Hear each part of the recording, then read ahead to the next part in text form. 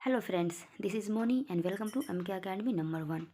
तो फ्रेंड्स, आज ये जो टॉपिक लाई हूँ ग्रोथ एंड डेवलपमेंट, फ्रेंड्स ये सीटेट के लिए बहुत ही ज़्यादा इंपॉर्टेंट है, जो आप मोस्ट इम्पोर्टेंट कह सकते हैं, क्योंकि यहाँ से आपका 3 से 4 नंबर का क्वेश्चन तो ज़रूर ही आएगा। तो इसे प्लीज़ इसे अच्छे से समझिएगा। और इसके नेक्स्ट वीडियो में जो रहेगा वो इसका MCQ टाइप क्वेश्चन रहेगा फ्रेंड्स। तो आप लोग अपना मॉक टेस्ट देने के लिए तैयार हो जाइएगा कि अब तक आप कितना तैयारी किए हैं, यानी इससे पहले कितना तैयारी किए हैं उसका आपका अंदाज़ा मिल जाएगा। तो चलिए फ्रेंड्स, आज का वीडियो स्टार्ट करते हैं। और फ्रेंड्स, वीडियो को आप लोग फुल वॉच करिएगा ताकि आपका कहीं से भी कुछ छूट ना जाए। तो फ्रेंड्स, और वीडियो पर अगर नए हैं, इस चैनल पर नए हैं, तो प्लीज़ चैनल को सब्सक्राइब करिएगा। और वीडियो अगर आपकी हेल्पफुल रहेंगी और वीडियो अगर आपको अच्छी लगेगी तो प्लीज़ वीडियो को लाइक करिएगा। तो फ्रेंड्स, चलिए वीडियो को स्टार्ट करते हैं। तो फ्रेंड्स, सबसे पहले देखते हैं वृद्धि यानी ग्रोथ और डेवलपमेंट यानी विकास में, दोनों में डिफरेंट देखते हैं कि दोनों क्या है। तो फ्रेंड्स, ये ग्रोथ जो है, ये ग्रोथ बहुत ही छोटा है, तो मैं इसी में कवर कर ली हूँ पूरा। और ये डेवलपमेंट है, जो विकास है, इसे मैं पूरा डिटेल में इसमें पढ़ाऊँगी। तो चलिए फ्रेंड्स, पढ़ते हैं साथ में। तो ग्रोथ ग्रोथ जो है वो एक तरह से डेवलपमेंट का एक पार्ट होता है, एक हिस्सा होता है। किसका? तो विकास का। विकास का हिस्सा कौन होता है? तो विकास का हिस्सा वृद्धि होता है। तो जो वृद्धि होता है वो केवल शारीरिक पक्ष से होता है, यानी जैसे कि छोटा बच्चा का बड़ा होना, वजन बढ़ना, जिसे हम देख सकते हैं, यानी वो शारीरिक रूप से जो बाहरी हो।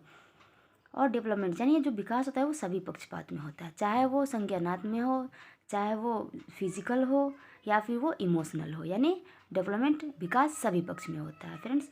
और जो वृद्धि होता है वो मात्रात्मक होता है, इसे आप माप सकते हो, मेजरमेंट कर सकते हो। लेकिन जो विकास होता है वो मात्रात्मक और गुणात्मक दोनों होता है फ्रेंड्स। तो आप लोग ध्यान रखिएगा, अगर क्वेश्चन में आपका केवल मात्रात्मक रहेगा तो वो क्या हुआ? वो वृद्धि हुआ।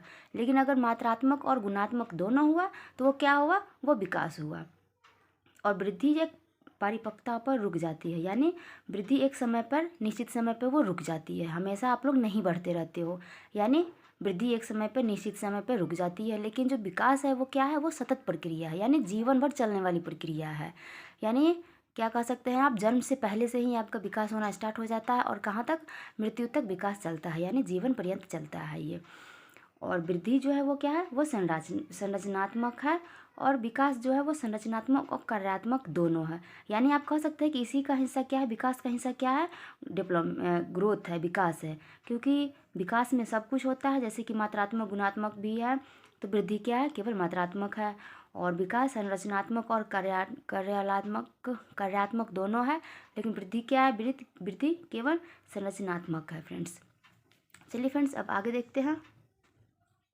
तो फ्रेंड्स, अब पढ़ते हैं विकास की अवधारणा, यानी कॉन्सेप्ट ऑफ डेवलपमेंट। तो यहाँ से चलिए स्टार्ट करते हैं विकास के बारे में जानना कि विकास क्या है। तो जीवन निर्भरता से स्वायत्तता की ओर, यानी क्या? जीवन से स्वायत्तता की ओर, डिपेंडेंसी टू ऑटोनॉमी की ओर जीवन पर्यंत चलती है। यानी विकास जो है वो क्या है? जीवन पर्यंत चलने वाली प्रक्रिया है। विकास जन्म से पहले, भ्रूण यानी जन्म से पहले, आप जब माँ के गर्भ में होते हैं, भ्रूण में होते हैं, तब से आपका स्टार्ट हो जाता है विकास, और मृत्यु तक यानी जीवन पर्यंत चलती है आपका। विकास सामान्य से विशिष्ट और सरल से जटिल की ओर पैटर्न के अनुसरण करती है, यानी एक पैटर्न में चलती है। पेपर यहाँ से भी आ जाता है, तो आप यहाँ पे ध्यान रखिएगा कि जो विकास है वो क्या है? वो पैटर्न में चलती है। किधर से? तो सामान्य से विशिष्ट की ओर और सरल से जटिल की ओर एक पैटर्न बना के चलती है। विकास की प्रक्रिया सतत होती है, यानी निरंतर होती है। विकास हमेशा होते रहता है। अब आगे देखते हैं दोस्तों।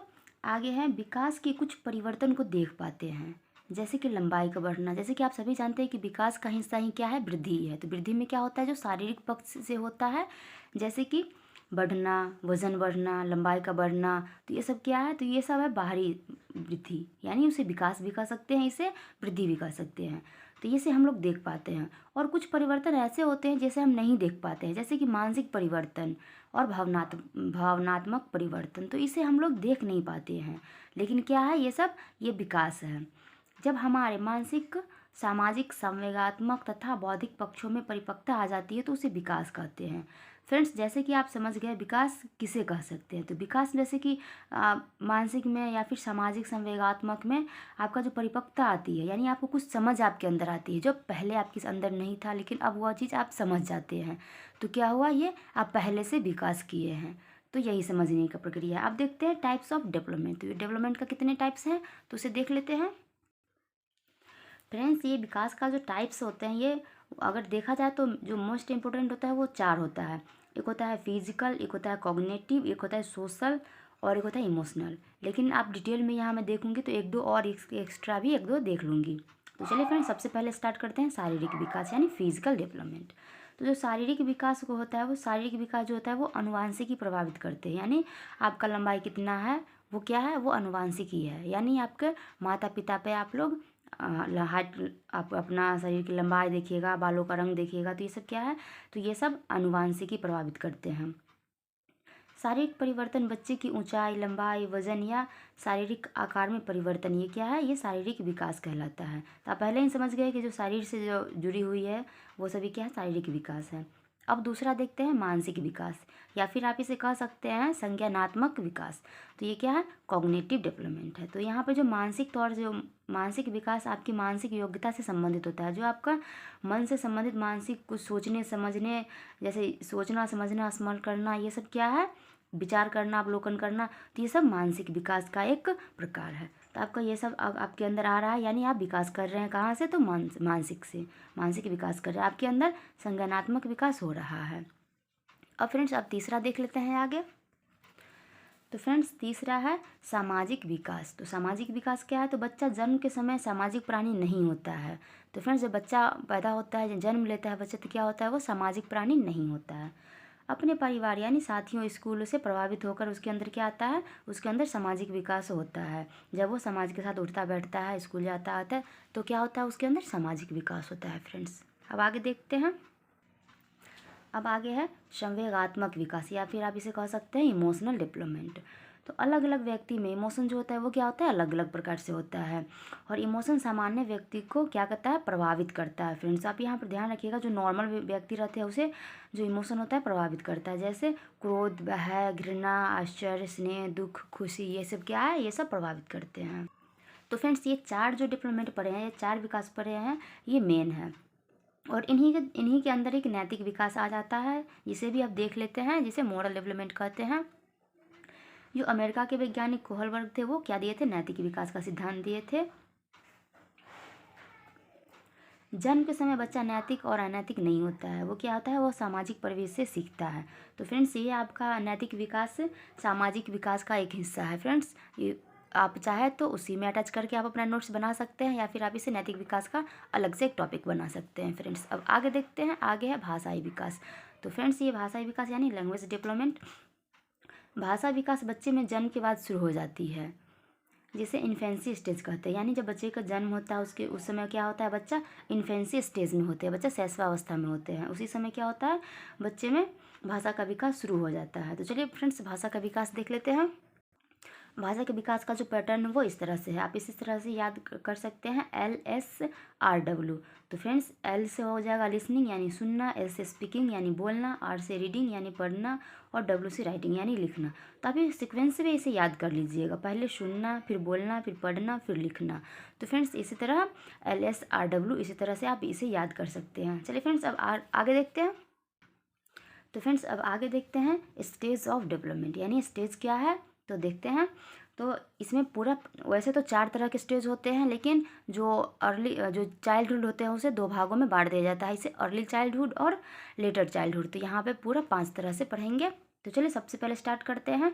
प्रसव पूर्व अवधि, ये कब से होता है, यह 40 सप्ताह का होता है, यानी अगर दिन में देखें तो 280 दिन का होता है। फ्रेंड्स यहाँ से पेपर में बहुत कम आता है, या फिर ना आता है, नहीं भी आता है, तो इससे बस इतना ही देखेंगे। जो प्रसव पूर्व अवधि होता है वो 40 सप्ताह और 280 दिन का होता है। अब दूसरे फ्रेंड्स यहाँ से एग्ज़ाम में क्वेश्चन बहुत बनता है, तो यहाँ से आप लोग ध्यान दीजिएगा।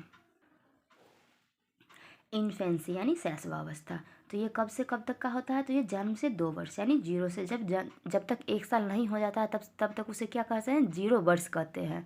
इसीलिए उसे 0 से 2 वर्ष भी कह सकते हैं, या फिर आप जन्म से 2 वर्ष भी कह सकते हैं। और जो इन्फेंसी स्टेज में होता है वो शारीरिक विकास सबसे तेज़ी से होता है फ्रेंड्स, क्योंकि बच्चे का जब जन्म होता है तो उसका शारीरिक बहुत ही छोटा रहता है शरीर, और 2 साल तक होते होते बच्चा चलने दौड़ने भी लगता है, तो वो थोड़ा क्या उसे वृद्धि सबसे तेज़ होती है, यानी शारीरिक रूप से। और जो बच्चा होता है शैशवावस्था के जो बच्चे होते हैं वो क्या करते हैं, अपने इंद्रियों से ज्ञान प्राप्त करते हैं। इसीलिए आप कह सकते हैं इसे सेंसेस आर टीचर, यानी वो अपने इंद्रियों कहाँ से सीखते हैं, इंद्रियों से सीखते हैं। ग्रॉस मोटर स्किल यानी बड़ी मसल्स में पकड़ बना लेते हैं, यानी बच्चा कुछ भी खिलौने से खेलता है तो केवल उंगलियों के माध्यम से नहीं पकड़ता है, ये पूरी बड़ी मसल्स यानी पूरे हाथ पूरे बॉडी को हिला के उसे खेलता है। अब आगे देखते हैं अर्ली चाइल्डहुड यानी प्रारंभिक बाल्यावस्था। तो चलिए आगे देखते हैं प्रारंभिक बाल्यावस्था। ये जो होता है वो 2 वर्ष से 6 वर्ष तक की अवस्था होती है। ये खिलौने की आयु कह सकते हैं, पेपर में आता है। आपका चार ऑप्शन दे देगा, infancy, early childhood, letter childhood और अडल्ट। इसमें से आपको रहेगा टिक लगाना कि खिलौनों की आयु किसे कहते हैं। तो आप लोग ध्यान रखिएगा, अर्ली चाइल्डहुड जो कि 2 से 6 वर्ष तक का बच्चे होते हैं उसे खिलौनों की आयु कहा जाता है। और इसमें जो होता है वो भाषा विकास सबसे तेज़ होता है फ्रेंड्स। आप इससे पहले इन्फेंसी में देखे थे, तो इन्फेंसी में क्या हुआ था, तो इन्फेंसी में शारीरिक वृद्धि सबसे तेज़ हुआ था। और जो अर्ली चाइल्डहुड है इसमें क्या होता है, इसमें भाषा विकास सबसे तेज़ होता है फ्रेंड्स। यहाँ पे बच्चे का माइंड जो होता है वो बहुत ज़्यादा डेवलप होता है। और 2 से 6 वर्ष में, वैसे भी आप टीवी में ऐड भी देखते होंगे कि 5 साल का बच्चे का कितना 90% ब्रेन डेवलप हो जाता है। तो यहाँ पे सबसे तेज़ क्या होता है, भाषा विकास होता है। और यहाँ पे बच्चा का फाइन मोटर स्किल यानी छोटी मसल्स में पकड़ बन जाती है। बच्चा को अगर कोई चीज़ उठाना होता है तो वो पूरे हाथ को न हिलाते हुए 2 उंगली से भी वो उठा सकता है। जैसे कि छोटे बच्चा को बड़ी मसल्स में पकड़ होती है, अगर वो रोता भी है तो पूरा बॉडी हिला के रोता है। लेकिन अब बच्चा जैसे जैसे बड़ा होता है वैसे वैसे क्या होता है, उसे छोटी मसल्स में पकड़ बनने लगते हैं। यानी यहाँ पर बच्चा अगर रोएगा भी तो केवल हाथ उठाएगा और आंसू पूछ लेगा। कुछ लेना होगा तो वो उंगली से उठा सकता है। तो आप समझ गए, छोटी मसल्स यानी उंगलियों का प्रयोग करना वो बच्चा सीख जाता है। अब देखते हैं लास्ट में लेटर चाइल्डहुड। लास्ट नहीं, इसके बाद एक और स्टेज है फ्रेंड्स, ये लेटर चाइल्डहुड यानी उत्तर बाल्यावस्था। अब इसे देखते हैं। तो फ्रेंड्स ये लेटर चाइल्डहुड जो है वो 6 वर्ष से 12 वर्ष तक के बच्चे होते हैं इसमें, और इसे गैंग एज कहा जाता है। किसे, तो उत्तर बाल अवस्था, क्योंकि बच्चा 6 से 12 वर्ष के होते हैं। बच्चे ग्रुप में खेलना पसंद करते हैं, अपने पीयर ग्रुप में खेलना पसंद करते हैं। यहाँ से क्वेश्चन बनता है कि गैंग एज किसे कहते हैं, कि मतलब किस स्टेज को कहते हैं। या तो आपका वर्ष दे दिया जाएगा या तो आपका स्टेज दे दिया जाएगा। तो फ्रेंड्स जो गैंग एज होते हैं या फिर पीयर एज होते हैं, स्कूल एज होते हैं, तो इसे क्या है, तो इसे उत्तर बाल्यावस्था में आप टिक लगा सकते हैं। और जो ये जो उत्तर बाल्यावस्था होते हैं ये क्या होता है, एक तनाव भरा स्टेज होता है, यानी एक ट्रबल समय होता है। जो छोटी छोटी टोली बनाती है उसे खेलते हैं, लड़ते हैं, झगड़ते हैं, परेशान होते हैं, यानी इसे कह सकते हैं तनाव की ट्रबलसम एज कह सकते हैं इसे। फ्रेंड्स अब आगे देखते हैं, सबसे लास्ट में है, लास्ट टॉपिक है अडोलेसेंस। अडोलेसेंस में देखते हैं किशोरावस्था में ये 12 से 18 वर्ष तक का अवस्था होता है, किशोरावस्था। इसे एक तनाव एवं तूफान की एज कह सकते हैं, क्योंकि 12 से 18 वर्ष के बच्चे में बहुत ही ज़्यादा शारीरिक रूप और जो कह सकते हैं मेंटल रूप, उनसे चेंजेस होते रहते हैं उनके अंदर। तो इसे तनाव एवं तूफान की एज कह सकते हैं।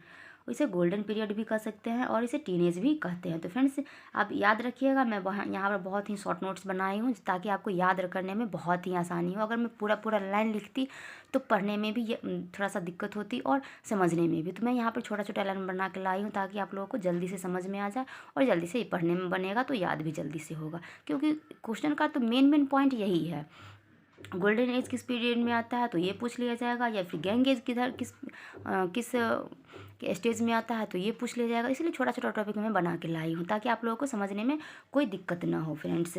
तो वीडियो आपको कैसी लगी फ्रेंड्स, अगर आपको अच्छी लगी होगी, आपकी हेल्पफुल रही होगी, तो प्लीज़ फ्रेंड्स वीडियो को लाइक एंड शेयर करना ना भूलिएगा। और चैनल पर नए हैं तो प्लीज़ चैनल को सब्सक्राइब कर दीजिएगा। थैंक यू फ्रेंड्स, फिर मिलेंगे नेक्स्ट वीडियो में।